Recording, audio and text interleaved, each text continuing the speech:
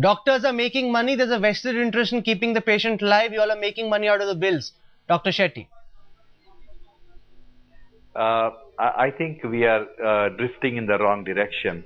As both doctors, we mentioned in the beginning that we have all the sympathy for people who are in pain, and the problem of euthanasia in this country is that we simply do not have the mechanism to control misuse. And if we ever legally accept euthanasia, believe me, thousands of people are going to suffer. And let the courts and the citizens decide what they want. Okay, Dr. Bagai, before I end this discussion, what happens from now? The Supreme Court has said the government needs to come out with a law to govern and administer euthanasia. I think the message for everyone, including my message for Dr. Bhaskar, would be, I think life is beautiful.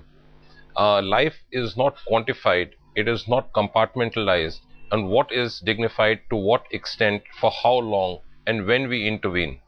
I think there is great dignity in Aruna's case, and it's a phenomenal job which KEM Hospital nursing staff and the doctors and the resident staff has done. I think it's a case example of how a patient can so beautifully be managed with no intervention at the present moment. She's just being fed.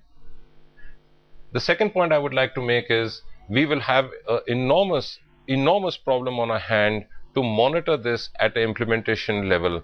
Let us do things rationally in our country. I think every religion which we follow in our nation and worldwide protects life. Medicine, by Hippocrates' oath and by Geneva Convention of Human Rights, protects life.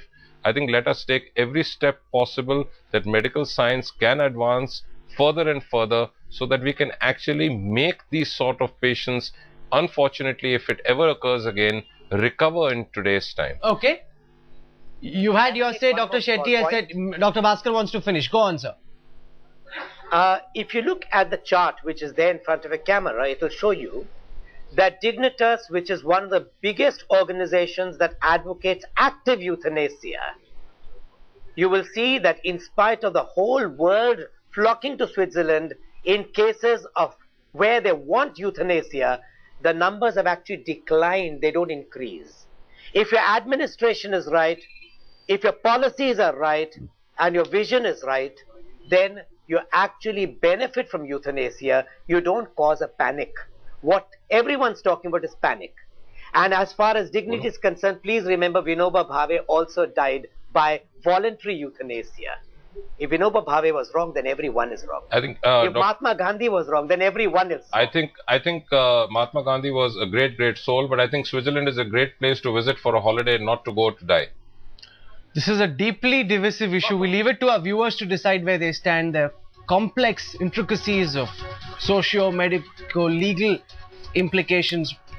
Let people decide where they stand. But for the moment, for participating in this debate, Dr. Sanjeev Bagai, R.N. Bhaskar, Father Dominic Emmanuel, K. Sujata, and Devi Shetty, thank you very much for joining us on the center stage face-off for this evening. Passive euthanasia being given an okay. Opinions divided right down the middle over whether the Supreme Court has done the right thing.